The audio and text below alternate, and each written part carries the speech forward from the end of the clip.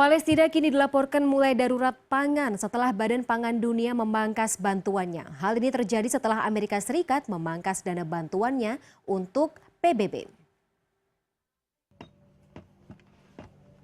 Pemangkasan anggaran dari Badan Pangan Dunia PBB WFP turut terdampak pada ratusan ribu warga Palestina di jalur Gaza dan tepi barat. Mereka kini pun kesulitan mendapatkan makanan setelah bantuan pangan dari WFP ditangguhkan. Salah satu warga Palestina di tepi barat yang terkena dampak, Khadijah Nawajah, kini tidak bisa lagi menggunakan kartu bantuan pangan dari WFP. Akibatnya, kini Khadijah kesulitan dalam menyediakan makanan untuk keluarganya, termasuk 12 anaknya. فعلا لاولادنا انه دمار يعني كان تقنيش فاسور كان يعني الواحد بامكانه انه مثلا البيض اللي يجيبه او الشغلات اللي يجيبها انه يعمل فطور لاولاده وبعد مرات والله بقوم ما بدش شو بده يعمل لاولاده. Sementara itu, seorang warga di jalur Gaza, Abdel Naim Hamada, mengaku sudah tidak punya cukup makanan untuk anak-anaknya. Tidak adanya bantuan dari WFP bahkan mempersulit kondisinya.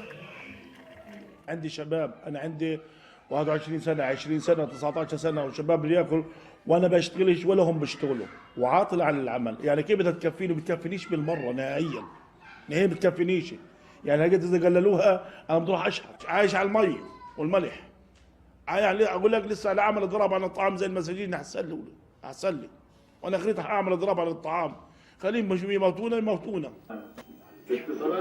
Kondisi yang diderita oleh masyarakat Palestina tersebut terjadi setelah Amerika Serikat memangkas dana untuk PBB. Akibatnya, PBB mulai menangguhkan program bantuan pangannya ke 27.000 warga di tepi barat sejak 1 Januari lalu. Serta memangkas bantuan pangannya ke 165.000 warga Palestina di jalur Gaza dan tepi barat sebanyak 20%.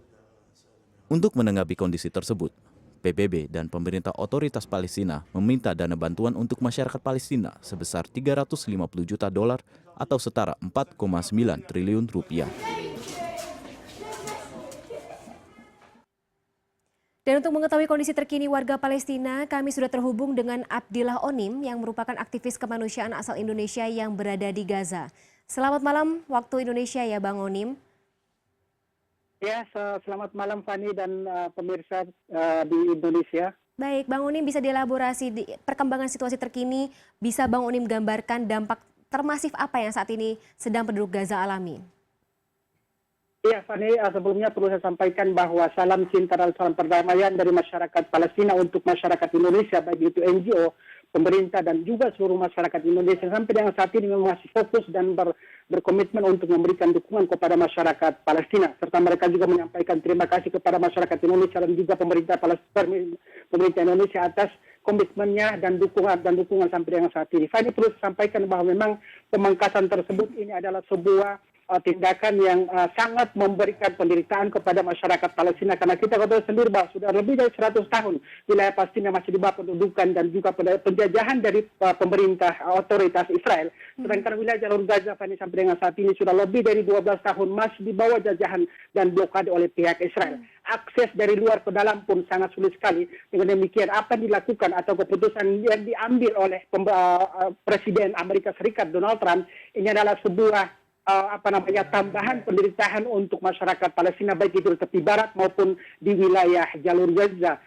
Pemangkasan yang dilakukan dari lembaga lembaga pasokan bahan makanan dunia yang memiliki cabang di Indonesia, mereka mengatakan bahwa memang 4 tahun terakhir ini mereka terpaksa memangkas bantuan untuk masyarakat Palestina karena kucuran dana pun sudah dipotong yang lebih dari harusnya dalam setahun itu pemerintah Amerika Serikat mengucurkan dana untuk masyarakat Palestina itu lebih dari 500 juta USD sampai dengan saat ini sudah dipangkasnya sangat luar biasa, bahkan lebih dari 80% dipangkas. Sampai dengan saat ini memang disampaikan oleh lembaga pangan tersebut bahwa mereka harus memberikan bantuan hampir setiap tahun itu hampir lebih dari 57 USD.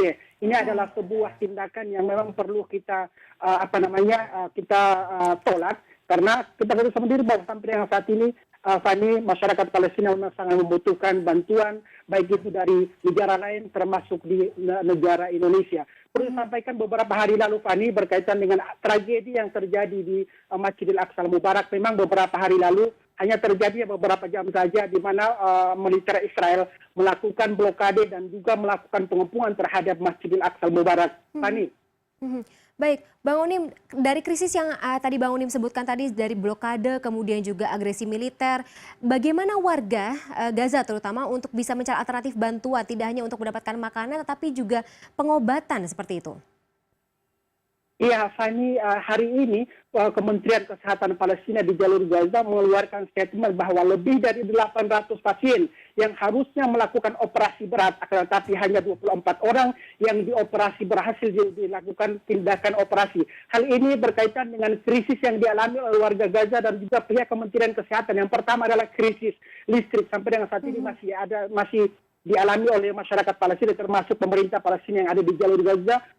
Krisis bantuan obat-obatan dan juga krisis bahan makanan. Tentunya perlu disampaikan bahwa sampai dengan saat ini kita masyarakat Indonesia, walaupun sedikit demi sedikit kita telah memberikan, kita selalu rutin memberikan bantuan kepada masyarakat Palestina, yaitu kita mengandalkan bantuan, kita mendatangkan bahan bantuan tersebut. Contohnya kita beli dari Yerusalem tepi barat, didatangkan ke wilayah jalur Gaza. Ini pun kita harus mengalami atau menghadapi kesulitan yang sangat berat, Fani. Kenapa demikian? Karena pihak Israel selalu melarang bantuan tersebut masuk ke wilayah jalur Gaza, padahal di mana bantuan tersebut untuk dialokasikan kepada masyarakat Palestina. Sampai dengan saat ini, Fani, memang dari masyarakat Palestina yang ada di jalur Gaza, dari warga Gaza, dari anak yatim dan juga para janda serta pemerintah Palestina yang ada di jalur Gaza, mereka selalu menghimbau kepada negara-negara tetangga seperti negara Jordania, negara Arab Saudi, negara Mesir agar supaya membuka blokade yang masih berlaku terhadap wilayah jalur Gaza agar supaya akses dari luar, baik itu bantuan kemanusiaan, tim medis dan juga tim medis Indonesia bisa berhasil masuk ke jalur Gaza dalam rangka melakukan operasi yang sampai dengan saat ini memang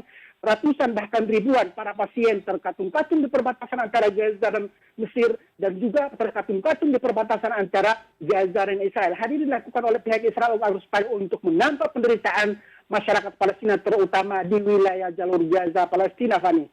Baik, kami turut prihatin Bang Onim. Ya, kami harapkan juga ada solusi terdekat yang bisa dijadikan perbantuan untuk para warga Gaza yang saat ini masih menderita ya. Terima kasih Bang Onim. Jaga diri, selamat kembali bertugas.